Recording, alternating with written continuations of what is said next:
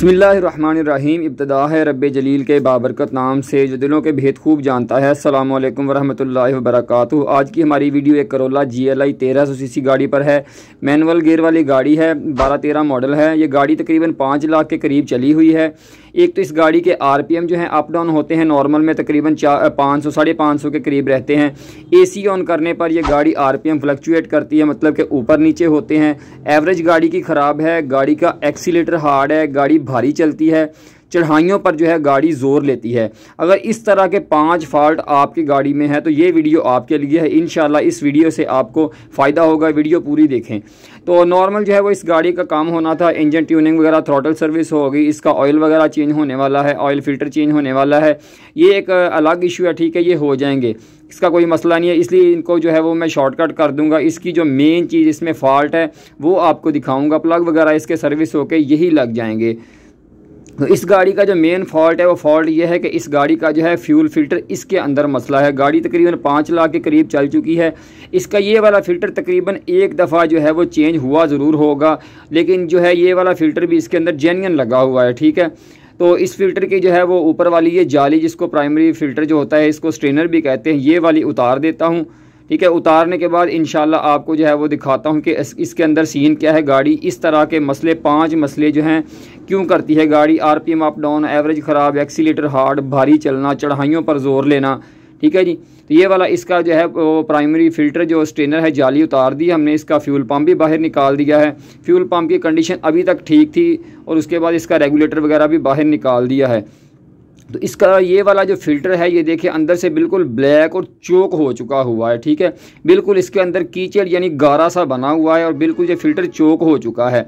अब ये बंद होने से जो है वो ख़राब हो गया, चोक हो गया। तो भाई को हमने बताया तो वो कह रहे थे जी ये बहुत महंगा है। तो हमने किया क्या है कि इसके लिए हमने ये 3 स्प्रे मंगा लिए हैं, नासा क्लीनर, ठीक है।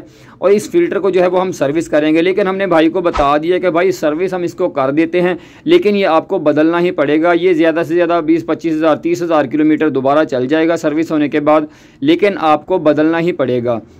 अब इस फ़िल्टर की वजह से जो है वो क्या क्या मसले आ सकते हैं वो तो आपने देख लिया है। ये 5 मसले आ सकते हैं। इसके अलावा इशू ये आ सकता है कि गाड़ी का जो फ्यूल पंप होता है वो ख़राब हो सकता है, जो कि बहुत ही कीमती, मतलब बहुत अहम चीज़ है। अच्छा, कीमती किस तरीके से है कि अगर वो आप मार्केट से नया लेने जाएँ तो वो तकरीबन जो है वो 28 से 30 हज़ार रुपये का आपको मिलता है। अगर आप यूज़ काबली लेते हैं तो वो भी तकरीबन आपको 5-6 हज़ार रुपये का मिलता है। मुख्तलिफ़ शहरों में उसका मुख्तलिफ रेट होता है, तकरीबन इसके करीब करीब होता है।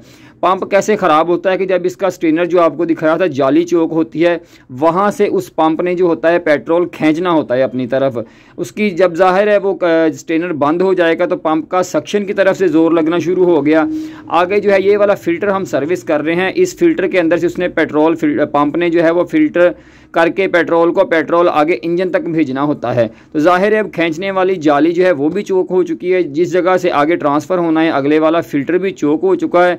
तो पंप का जो है वो 2 साइडों से ज़ोर लगता है, सक्शन की जगह से भी ज़ोर लगता है और आगे प्रेशर वाली जगह से भी ज़ोर लगता है, और पंप जो है वो जल्द ख़राब हो जाता है। अक्सर औकात गाड़ियों के फ्यूल पंप जो होते हैं वो इसी वजह से सीज होते हैं, ख़राब हो जाते हैं। तीसरा जो है वो गाड़ी के अंदर जो पेट्रोल होता है फ्यूल टैंक के अंदर, वो भी काफ़ी गर्म होता है। गाड़ियाँ चल के सफ़र के दौरान पेट्रोल काफ़ी गर्म हो जाता है, ठीक है। तो जब पंप को जो है वो 2-3 जगह से इतने मसले मसाइल दरकार हो गए तो ज़ाहिर है फ्यूल पंप चोक ही होगा, बंद ही होगा, सीज हो जाएगा।